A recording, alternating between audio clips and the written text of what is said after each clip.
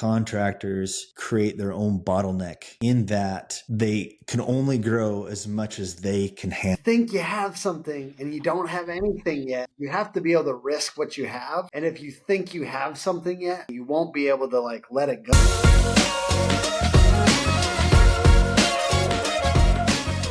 Hey, how's it going? It's Tim Brown, and this is the Plumbing and HVAC Hustle podcast. And today I've got Brigham Dickinson on from Power Selling Pros. How are you doing, sir? I'm well, Tim. How are you? I'm doing great. Hey, I'm trying to get to the bottom of this. What is the right amount of training? And I think there's a pendulum here between heavy training, where it's like, let's say people are training half the time with their job, and the other thing is like very light, but sometimes you can't get enough information into their heads because it's not heavy duty enough to affect change. So we're going to talk about that today. I would love to hear a little bit about what you've had going on though too, before we get into that. What's new in your life and what's new in business? You know, we're having a really incredible year of growth. And the reason why that is because when contractors calls are either not coming in as much as they used to, or the calls that are coming in are, quote, price shoppers, unquote, we tend to get a whole lot more contractors reaching out to us for training because they don't know how to book those calls. So customers call in and they say, hey, I want a ballpark price. I want to know what you charge to come out. I want to talk to a technician. These types of calls that are coming in more readily these days. If they're coming in at all, we're down about 20% on the average number of calls this year compared to last year. And so calls aren't coming in as much as they used to. And those calls that are coming in are more price conscious than they have been in the past. And so as a result, it bodes really, really well for a call handling training company, a company that provides ongoing coaching accountability for calls. It's been really great for us. And so we appreciate the opportunity to work with contractors. So that's what's going on in the world. I love it. You're also talking about a little bit of like you're having a period of coming heavier duty back, like training and being a little bit more intensely involved with the company after a period where you've been involved with a couple of businesses and you've been a little bit. We were talking about that pendulum related to kind of pulling out of a business, and I think a lot of entrepreneurs that we're talking to on this podcast have this pendulum that they sometimes withdraw from their business, and then they sometimes push into their business because they have to, because there's always those moments where you have to. Was this one of those moments where you had to push in, or did you just feel like almost like called, or like you just wanted to push back in? Yeah, so I've owned my own business here at Power Selling Pros for the last 15 years, and we work in the home service industry, whether it's roofing, whether it's plumbing, whether it's heating, cooling, whether it's pest control, whether it's windows and doors, whether it's garage doors, it doesn't matter. Okay. In the home services industry, I've been in it for 15 years, just with Power Selling Pros, not to mention the 6 years prior, fiddling with other companies in the same home service industry, in the same industry, in the same space.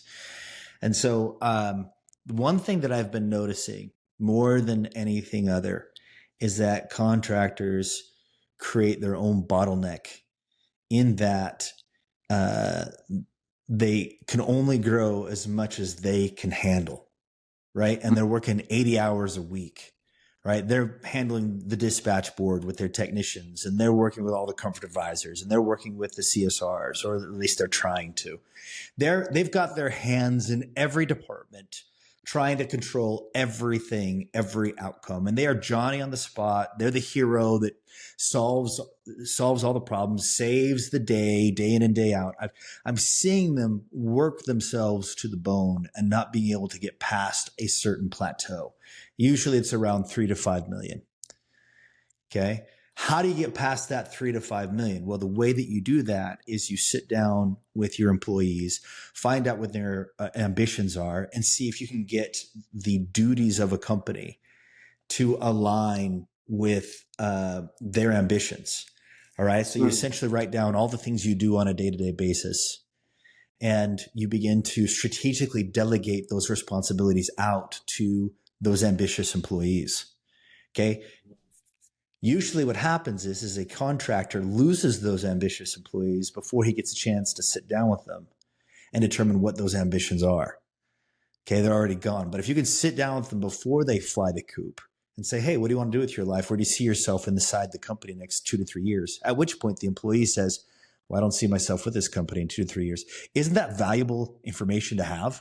I mean, holy cow. I've got this amazing employee that doesn't even plan to be with me in 2 to 3 years. So you got to sit down with them and say, okay, what do you want to do? Well, I want to do this. I want to do that. And you let them, paint the picture of what they want to do with their lives. And you go, you know what? It'd be a whole lot easier if you're to do that same thing that you're wanting to do inside the organization. I don't know. Crazy thought, right? Oh my gosh. What do you mean by that? Well, here's my thought. And you kind of paint a picture that works for you and that works for them. And you help them see that the thing that they want to do can be accomplished inside the organization. And it's a whole lot better than them going out and doing it themselves, right? Anybody starting their own business, I mean, there's a reason why only 10% succeed past the first year and only 5% of those 10 succeed past the second year. It's not an easy thing to do. And so those ambitious employees, you want to dream with them and create with them.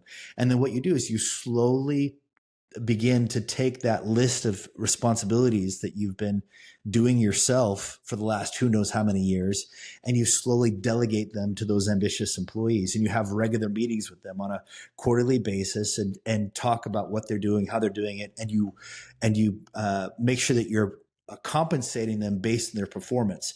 Everything I've just described, I've written in a book called Something to Give. Okay. I dedicated 2021, the year of 2021, and as well as 2022 to writing this book and putting it together because I could see the bottleneck that contractors were creating for themselves. And I don't like to teach people to do things I haven't done myself. So I went in and I did that myself. I even hired, and this is where I swing from one side of the pendulum to the other. I went from doing a lot of the things inside of Power Slaying Pros to doing nothing. I mean, absolutely nothing, not even speaking anymore. And that's what occurred in 2022. What happened was the company experienced 10% growth during that year, and which was fine, which is great. The downside to that is that I went away, started a company called AthleteCare. It's a post-workout recovery company. It has 2 locations today, and it runs by itself. I also work with a partner, Barry. Well, alert that Brigham is actually built under that shirt right there. People don't know. If people only know you from podcasts, they don't know that you're actually ripped. So I'm just making sure. I appreciate that. So yeah, AthleteCare is a great company. It's fun. It's not where my passion lies, but it fulfilled a need for me. I'm 47 years old. I like participating in Spartan races, and I get hurt really easily. And so to have everything under one roof, somebody that can work on your sore muscles, hot tubs, cold tubs, compression boots, scraping, cupping, all of it underneath the same roof, one low monthly payment, and I don't have to make an appointment. And neither does anybody that frequents there. And so I created that idea as to fulfill a need of mine, right? When I wasn't working at Power Slaying Pros as much, I was training to be an athlete for whatever reason. And so that's the reason why I created AthleteCare. It's got 2 locations and it's doing pretty well. So yeah, I started that company. I also started Booked, a night answering service with Barry Gates. He and I are partners in that company, and that company's growing like mad. We're having a lot of fun doing it. So I've spent my time elsewhere, but I still was missing something in my life. And of course, I found out the hard way that training contractors fulfills me. speaking at events fulfills me. Doing podcasts fulfills me.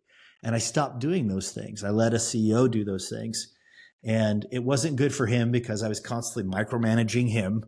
And it wasn't good for my health because I was trying to do the thing that I love.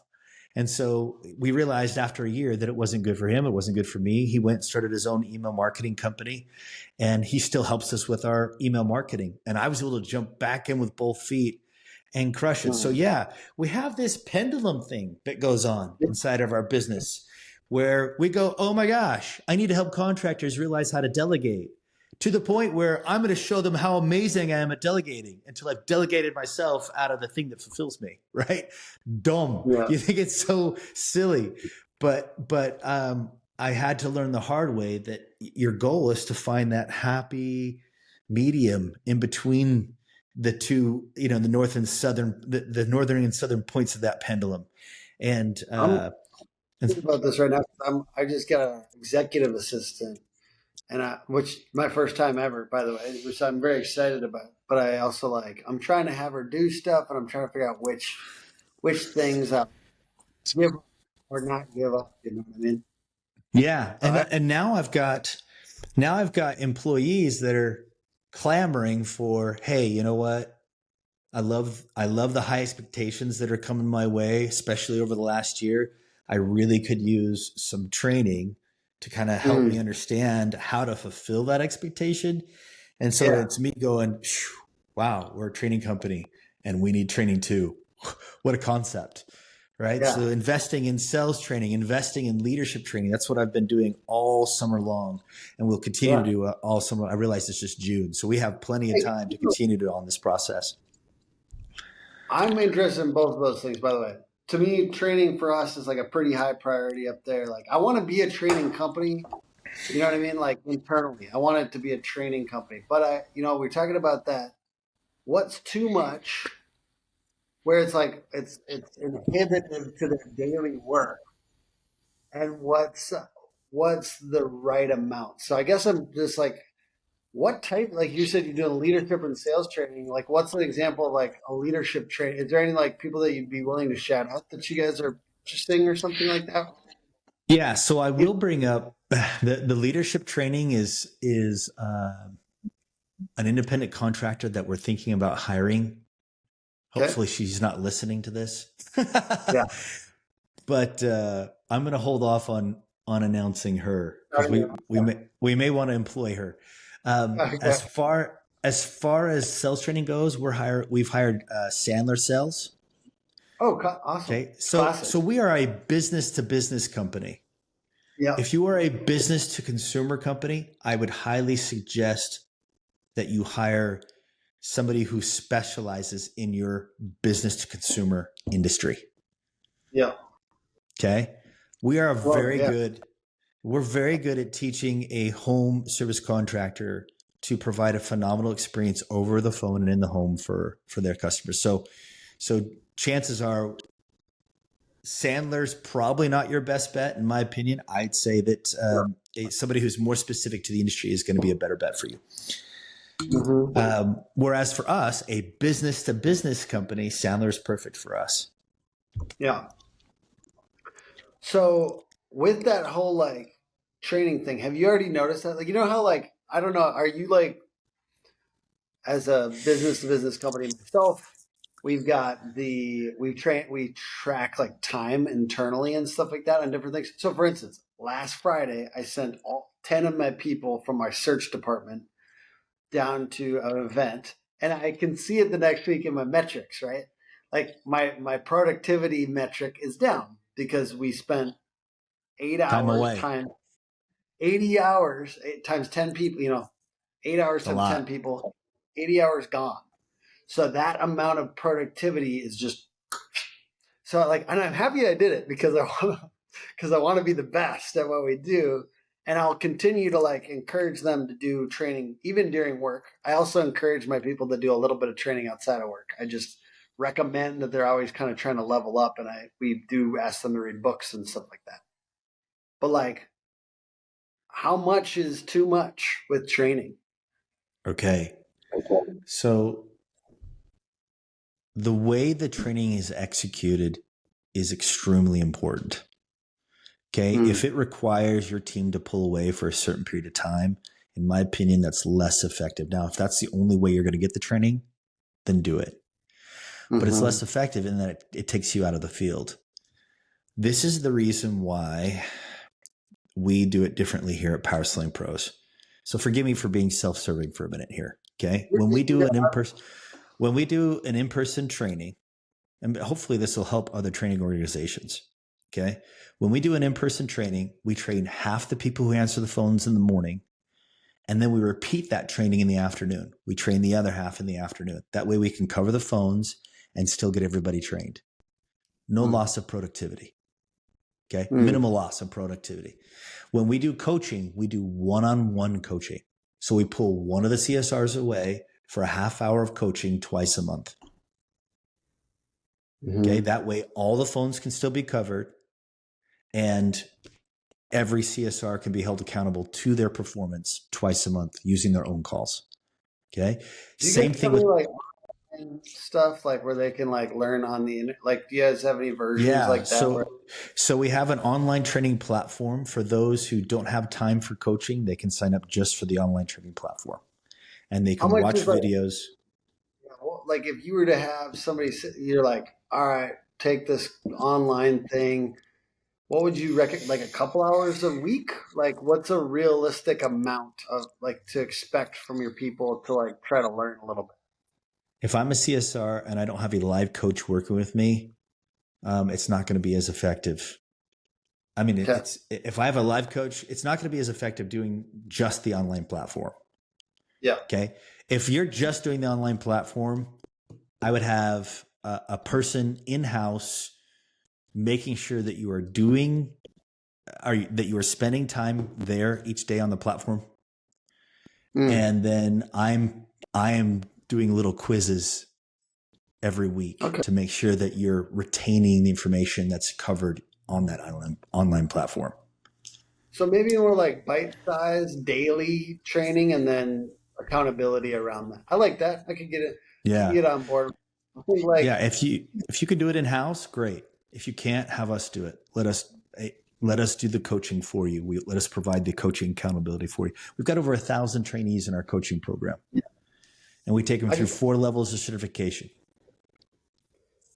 You guys, like the certification thing is amazing. I love that. And I've kind of gotten it in my mind that, we've got our own internal training, like obviously different business, but like for our people, and we've got certifications internally. I do think there's like they call it badge value, like to the employee too. There's a badge value to like being trained up to a certain level. So you're actually like fulfilling, there's a value there for them. And then they can also like, I like to pitch it this way. I don't know if anyone else would feel comfortable doing this, but I say, if you take this elsewhere, if you went to a different employer in the future, you still have this value we're building into you. And we have our own internal badge value for training, but then we're also utilizing, like for us, it's like HubSpot marketing and stuff like that. It's like you're also getting certified by HubSpot, which is an outside organization, and other people are going to value that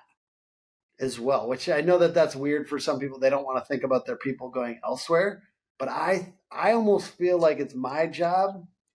Now I'm getting preachy, but like I feel like it's more out of survival so that I can retain people longer, is to say like, if I can build their resume for 2 or 3 years, like if I get him build their resume here, they might not want to leave later. Like if I almost like have in mind their resume being built and solid once they're here for 3 years, then I might actually keep them longer than 3 years. That's the way I think of it. I think that's a great way to think. You guys are a big team over there, man. Like as I talk to your people, and you said you have to have this right balance of high expectation, high love, high expectation, high love. And I love that. Like, and it seems like you've got your people just seem, well, they're charismatic. One, you hired one, and as I chat with them, I just wonder, what you're working on internally with your team and how that's translating out to the improvements in your guys' service as time goes on. Yeah. So we live and breathe this pattern. Okay. So this is how we do. This is how we hire. This is how we train. This is how we fire. Okay. This is our code of conduct, our core values. It's also what we use to teach CSRs to book calls and wow customers. It's the same thing that we teach technicians when they're creating an environment of safety, comfort, and fun inside the customer's home. Mm-hmm. Okay. So what is the pattern for excellence? Well, the pattern for excellence is a set of 8 principles centered around creating a wow experience for the customer.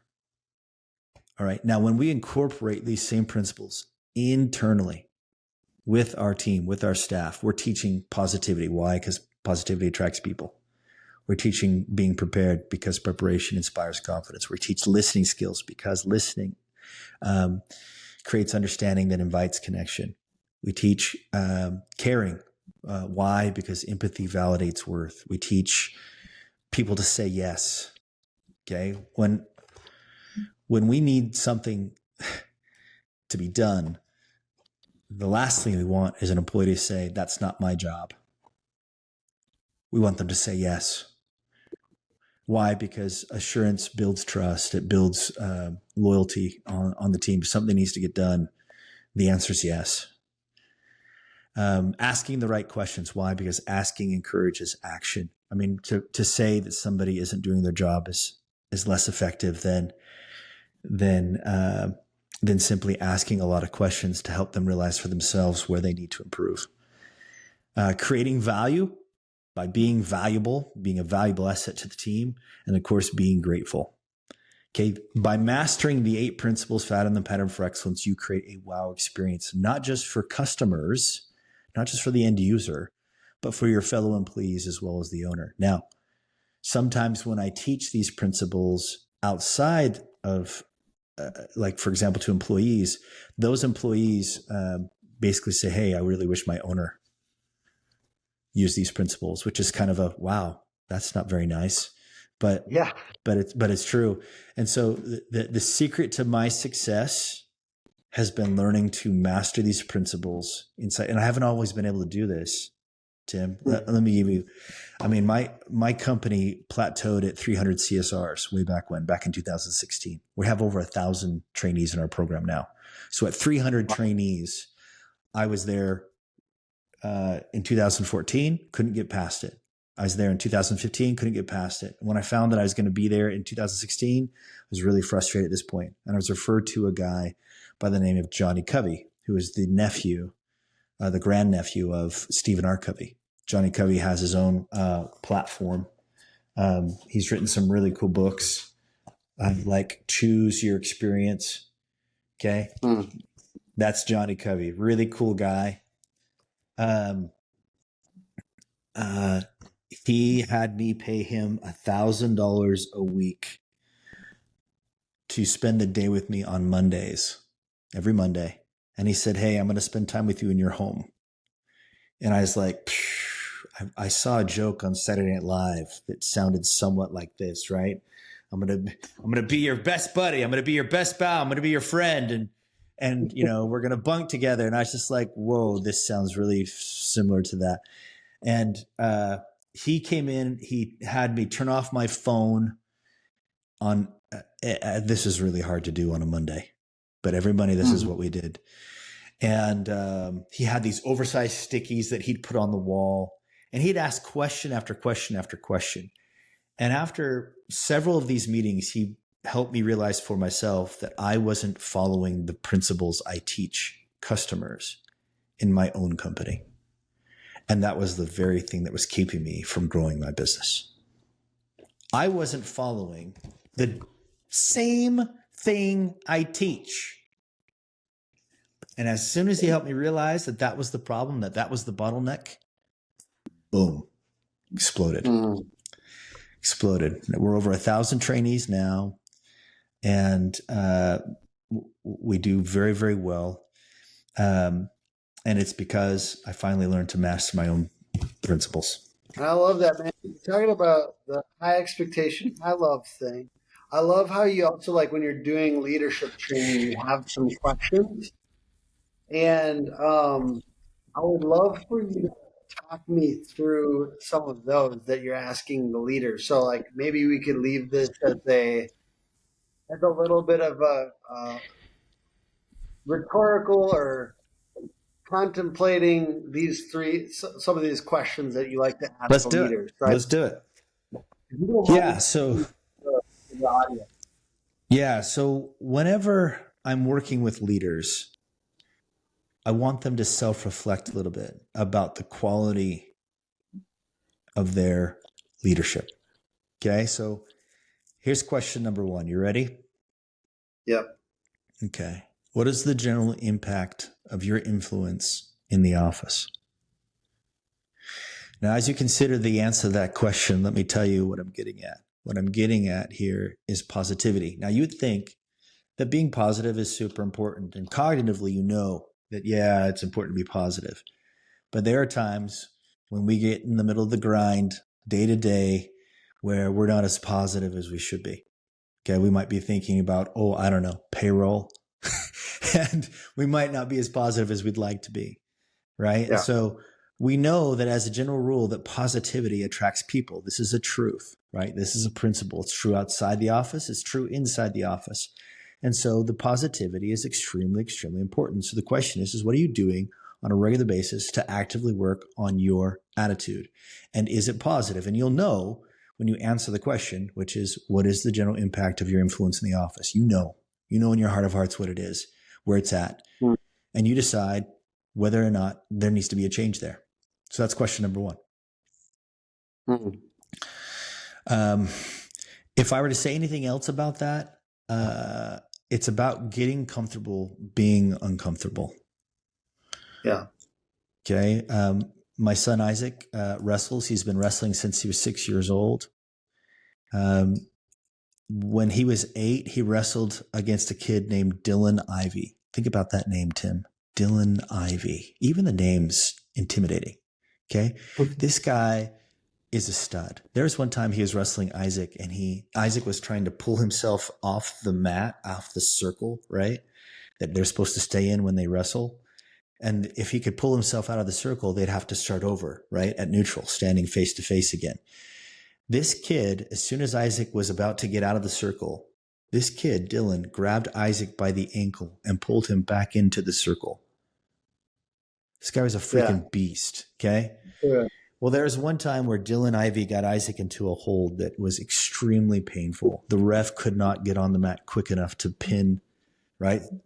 Isaac, you're pinned. Get out of that stupid hold. I mean, Dylan had him in a crazy move where he basically, with one arm, grabbed his neck and with the other arm, grabbed his ankle and started bending his neck and his ankle together. Can you imagine? And that's how he rolled him on his back. The ref couldn't get to the mat quick enough. I took a picture of the whole thing. I have a picture of it. So as soon as Isaac gets pinned, he comes off the mat, falls into my arms, and he's gushing. He's just crying. He's like, Dad, I'm so sick of losing to Dylan. And I sat him down on the bleachers and I said, hey, I know you're sick of losing to Dylan. How sick are you losing to Dylan? I'm really sick of it. I really don't want to lose to him anymore. Okay, well, son, if you're sick of losing to him, you're going to have to get out of those holds. But Dad, it hurt. Son, I know it hurt. I was there. I was on the edge of the mat. I took the picture. Okay. I know it was hurting. In order for you to have a chance at this guy or any guy, you're going to have to start getting comfortable being uncomfortable. Funny thing, towards the end of that season, Dylan Ivy had gained some weight, and he basically was in a different weight bracket. Woohoo! No more having to deal with Dylan. Isaac was wrestling for 3rd and 4th place. It went to double overtime. If Isaac escaped, he won. If he didn't escape, the other kid won. So this kid on top, he basically does a tight waist on Isaac, and he does basically takes his arm and throws his bicep against Isaac's chin. Okay, it's called a cross face. Boom, right across his face. Bicep right across the face. Isaac obviously was in pain, but he kept his composure, grabbed the kid's wrist, stood up with one foot, hipped out, got the handle off, was able to escape within 30 seconds. He wins the match. Now, when I took a picture of Isaac after the match, after he won, his smile had red on his teeth. Okay. Blood on his teeth. Did it hurt? Yeah, it hurt. Was it uncomfortable? Yeah, it was uncomfortable.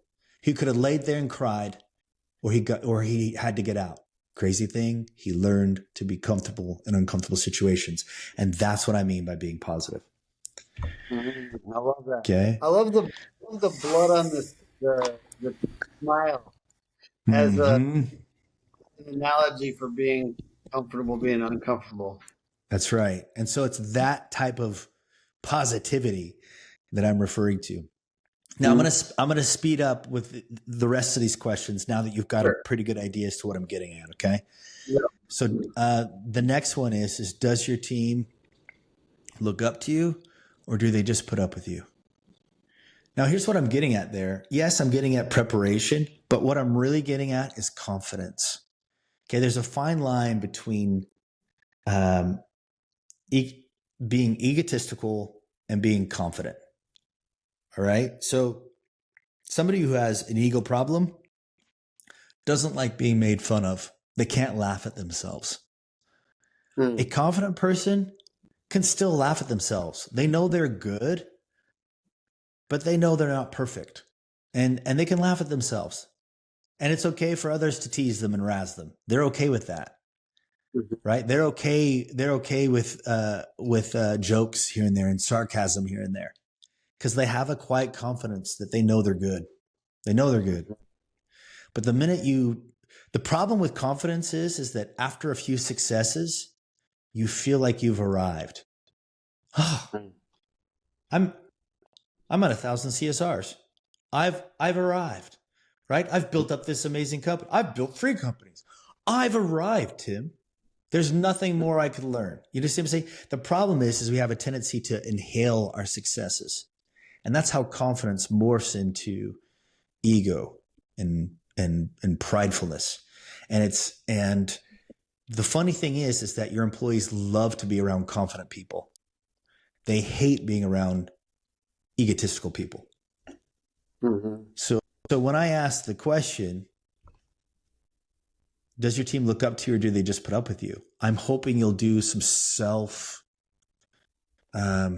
reflecting and determine whether or not you are a confident person, or if that confidence is morphed into something more perverse that keeps you and your team from growing.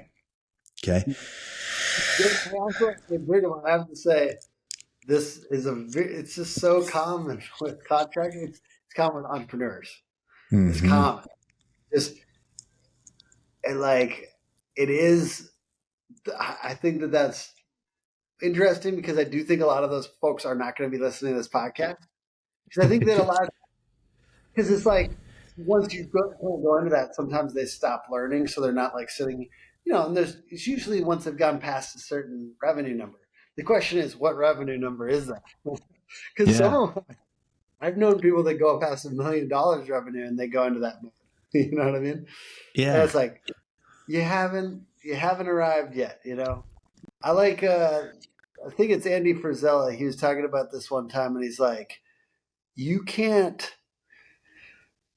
you don't have any. Honestly, it was really good for me. He basically challenged, I don't know if you've heard Andy Frisella, but he's like very intense. But he's like, you have to get to the next level. And I think about that all the time. Like, you almost have to let go of what you have now to get to the next level. And that's definitely true, like with taking coaching, but taking outside influence. And I do understand that some of that is like people have a natural like resistance to gurus and teachers. And that's probably healthy, because if you follow the wrong one, you could follow them down the path of this. Like, what I'm saying? Business coaches sometimes are not great. Like, you had that awesome one that kind of helped you get over the hump. But sometimes people had a bad experience or feel like they were sold something not real. Or they're sent in the wrong direction, for sure. Yeah. Okay, so you got a few more questions that you asked leaders, though. And I love these questions. So So, are you open to new ideas your team suggests, or do you readily dismiss them?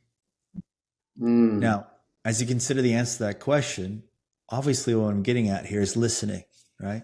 Third principle in the pattern for excellence is to listen. Understanding invites connection. You see, when people feel understood, it's amazing how well they connect with you and connect with the company's mission. You just got to make sure that they feel understood. Okay. Make sure you're listening to everyone. Show them that you're listening on a regular basis. So that's an important one. Hot takes and cold trends.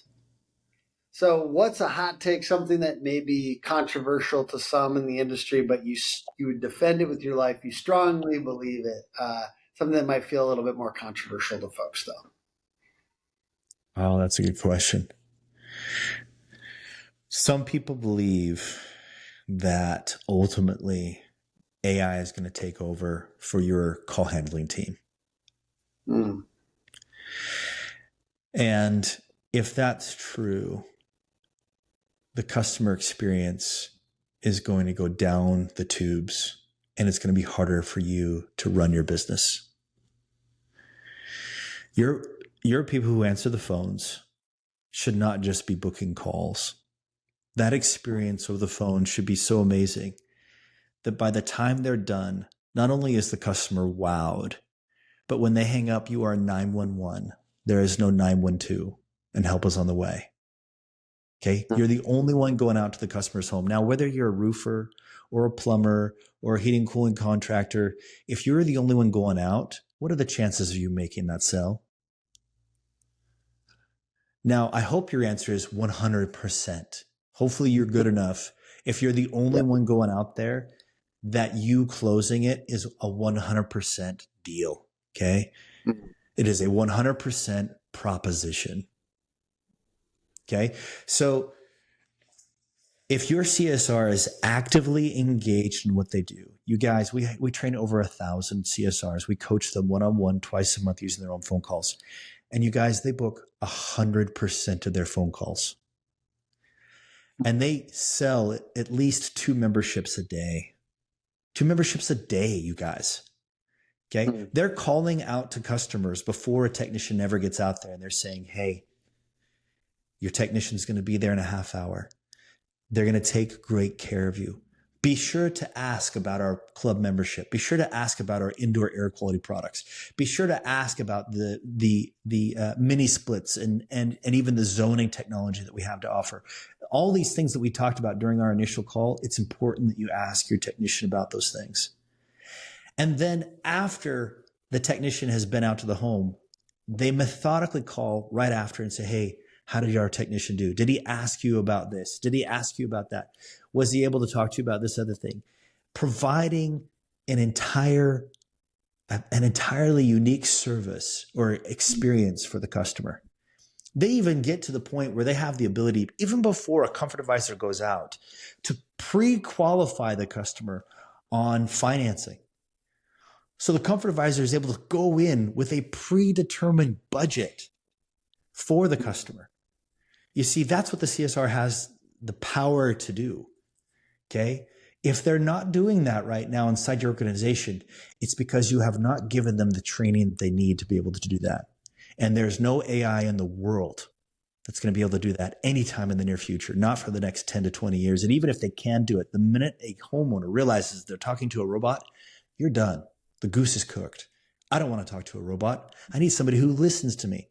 I need somebody who cares about me. I need somebody who's going to reassure me that I've called the right place. And there's no robot that's going to give me those feelings because they have none. What about old trends? What's something that's was a trend for a while that's kind of cooled off and you think people should stop spending time, money, energy, or effort on? That's a good question. Even in the HVAC and plumbing kind of space, if you can think of anything that people were wasting time on for a while that they shouldn't be now. Well, all I can think of is more misconceptions. Because they believe that direct mail doesn't work as well as it used to. They believe that radio doesn't work as well as it used to. Yeah. And they're allowing digital marketing to be the only avenue for leads. How dare you, folks?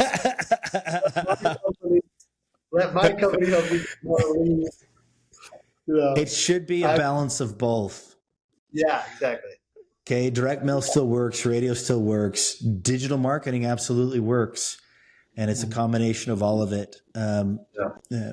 I mean, look, I think, your older group still reads their direct mail, so don't stop doing oh, it. love that. And we love, for instance, dope marketing. They do a lot of direct mail, and they're very smart with it. Data, getting data around the areas you have a lot of jobs and pushing more into those areas, which I firmly believe in. I love the fact they do yard signs too and stuff like that.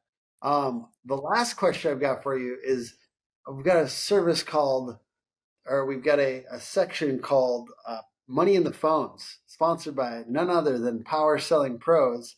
And my question for you is, do you have a specific tip that maybe somebody could chew on right now to get a little bit more out of their phone answering systems? One of the things that's been a high leverage Yeah. item. So, customer has three emotional needs in the beginning of every phone call. They need to feel understood. They need to feel cared about. They need to feel reassured they've called the right place. Okay. The way I like to teach this is that your goal is to create a certain amount of safety, comfort, and fun on every call. Okay. When a customer feels safe, they feel comfortable, they're having fun. What you've done is you've created a buying environment. It's an environment where they like to buy. So the Yeah. way that you create that environment of safety, comfort, and fun is by showing them that you do understand what they're going through and you care. You deeply, sincerely care.